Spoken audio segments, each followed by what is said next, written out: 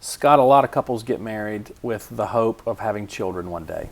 And they get into their marriage and they try to have children, and then they find out that they can't. Of course, it's heartbreaking for them. And so at that point, they have a variety of options. They could go adopt, or they could go to the doctor and explore their medical options. And one option that's often put on the table is in vitro fertilization. So tell us real quickly how exactly that works. Yeah, we should just first be aware too that there are very few things that are more painful for a couple to face than infertility. Right.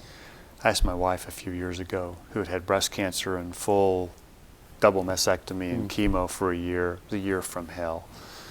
I asked her which was worse, that or the 3 years infertility that we faced. And she answered without hesitation the 3 years of infertility. Yeah. And so I finally got it, how painful that was.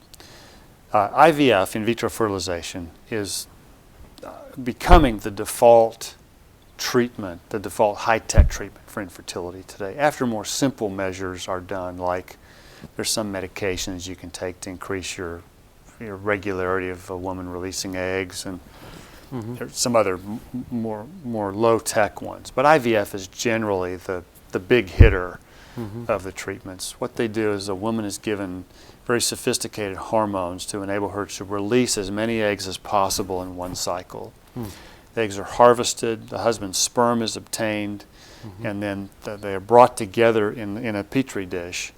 And however many eggs are successfully fertilized, it's impossible to predict. They'll usually take anywhere between 2 and 4 embryos, implant those, and then freeze the rest and put them in storage, so that if the woman doesn't get pregnant on the first round of implants, instead of having to start over again, you just thaw out the embryos that you have in storage.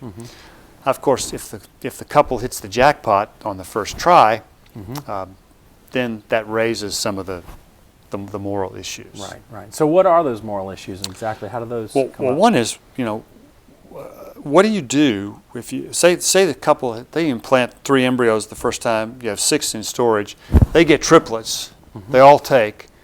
That's a home run for them. And chances are their childbearing days are now over. Right. And particularly they're over if the woman has some sort of complication that results from delivering triplets, which would not be a huge surprise. Right. So they have 6 embryos left in storage that they have to figure out now, what do you do with them? What do you do with these? Yeah. And if our view on this, that you have a full person from conception forward, is right, and for couples that have had children with IVF, that's not a hard sell intuitively, because they have bouncing baby boys and girls that they know more than just intuitively used to be those embryos that you could see under a microscope. And whether they're located in the lab or in the body is irrelevant to that. That's just a change of location. Right. The other moral issue is, say they implant 4 and all 4 take. The doctor will most likely come back to the couple and say, the chances of you carrying 4 of these is really low successfully. So we ought to reduce the number of pregnancies to the number that you can safely carry. And facing that decision is brutal. Yeah.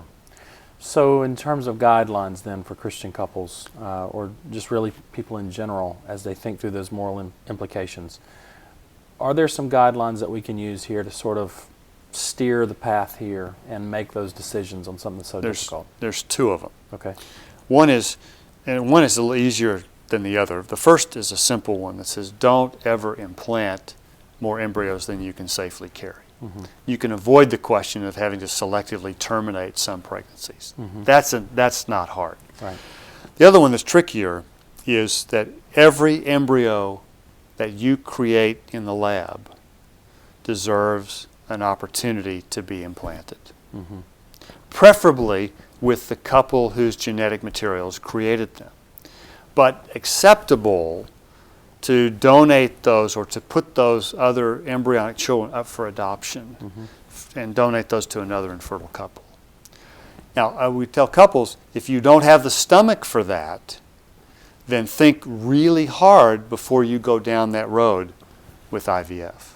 Because you can't ethically discard embryos, and you can't ethically donate them to research. that it will end up destroying them. And you can't ethically just leave them in storage forever hoping they'll die a natural death.